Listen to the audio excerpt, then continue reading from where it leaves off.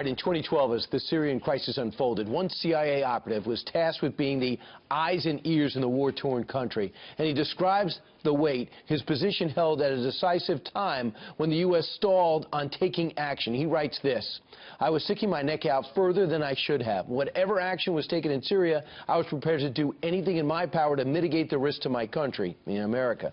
Escalation or de-escalation in Syria didn't matter. As long as I knew the end goal, I was good to go." That's part of the excerpts included in the brand new book, Left of Boom. The CIA officer details his frustrations of being met with red tape as the crisis escalated in Syria, which we know is still raging right now. Joining us right now to talk more about this is the author of that book, Douglas Laux. And Doug, welcome back. Hey, thanks a lot. All right, first off, this book, you leave the CIA, you write this book. It's heavily redacted. But let's go to one area in which we're still in the midst of, and that's Syria, still in Afghanistan. Sure. One of the few people that actually learned Pashtun, were able to interact with the Taliban to get to the bottom of that. Yeah. So focusing on Syria, you started analyzing. You went in there to analyze who these rebels are and what America could do. What did you find? Well, I mean, you said it up front. Obviously, it was heavily censored, so I'm obviously very careful with what I do say. But, you know, I found that the red tape was obviously a big problem in so much as I was saying, hey, here are some suggestions, here are some things maybe we should be doing. And for the most part, for a lot of it, it came back, well, let's just wait and see. Let's just keep getting more intel. Let's just keep getting more intel.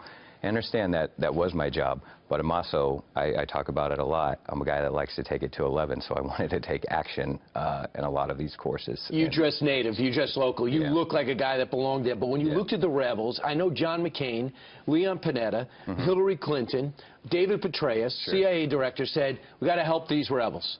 And the president said no. Was that a mistake? Well, actually, I did disagree with them, and I went public and I did say that. So I know that those other three are saying that, and a lot of what's been talked about is a memo that I had written.